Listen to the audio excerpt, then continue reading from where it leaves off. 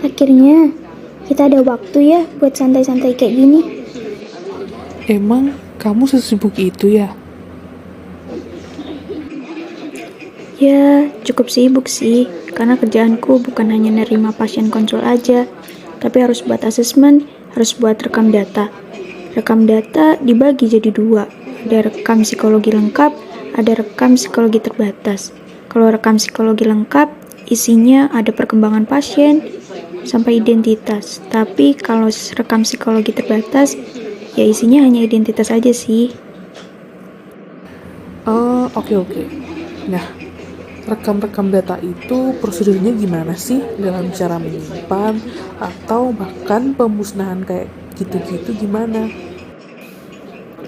Oke, intinya rekam psikologi itu harus disimpan, diarsipkan, dijaga, atau diberikan untuk penelitian atau praktek dan pembuatan karya lain harus sesuai hukum dan kode etik.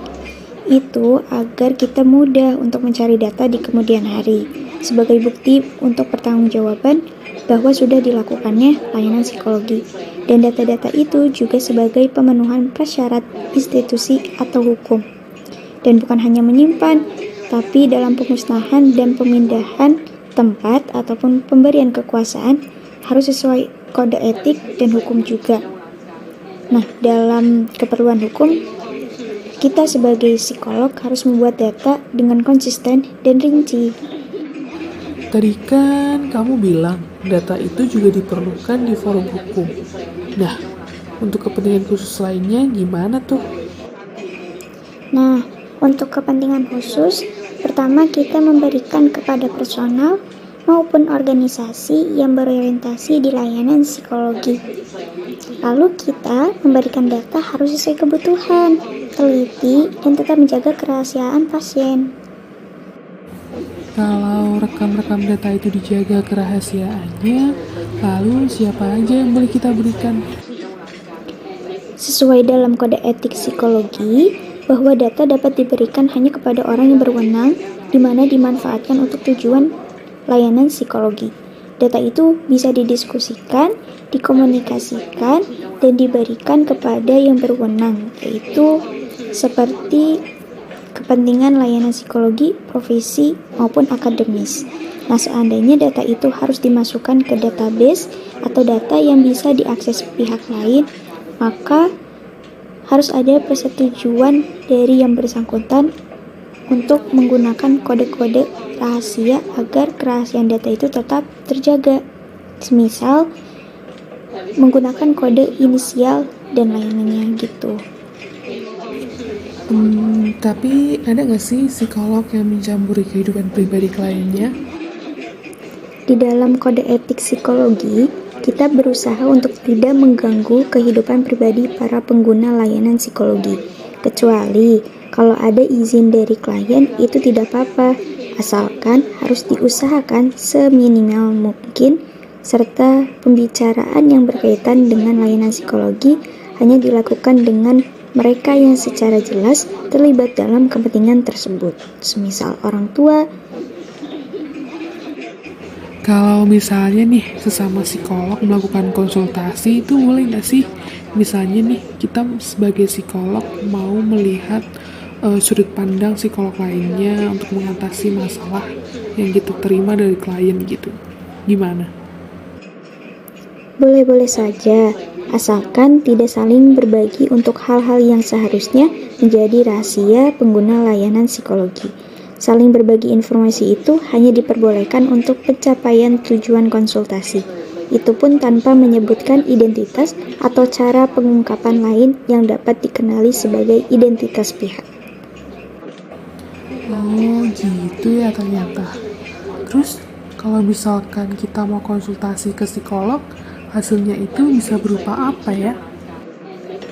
Setelah kita melakukan pemeriksaan psikologi, nanti laporannya bisa dalam bentuk tulisan maupun lisan, sebatas perjanjian atau kesepakatan yang telah dibuat, dan juga data yang diperoleh dapat diberitahukan kepada orang lain atas persetujuan pemakai layanan psikologi atau penasehat hukumnya. Wah, ternyata serumit itu yang ngurusin data klien. Ya, memang pasti rumit di awal, tapi nanti pasti terbiasa dan harus terbiasa karena sebagai psikolog kita sudah terikat sumpah. Udah makin malam aja nih. Gak kerasa kita ngobrolnya udah beberapa jam aja. Iya nih, yaudah yuk pulang. Yuk,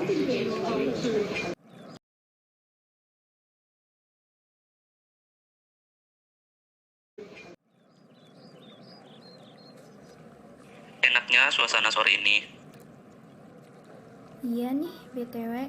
Kamu habis pulang kerja ya? Iya nih, kalau kamu? Sama. Kamu kelihatan gak bertenaga gitu. Capek banget ya hari ini. Ya enggak sih, ada pegawaiku yang lain. Tapi khusus hari ini aku ngerjain sendiri karena tadi aku nge-manage data-data klienku. Jadi nggak bisa sembarangan orang bisa ngebantuin. Loh, emang data-data klienmu gak boleh ada yang tahu ya? Iyalah, dalam profesi psikologi ada kode etik yang harus kan seluruh data klien bersifat rahasia. Rahasia, walaupun sama pegawaimu tetap kamu rahasiakan. Iyalah, pegawaiku itu udah termasuk pihak ketiga.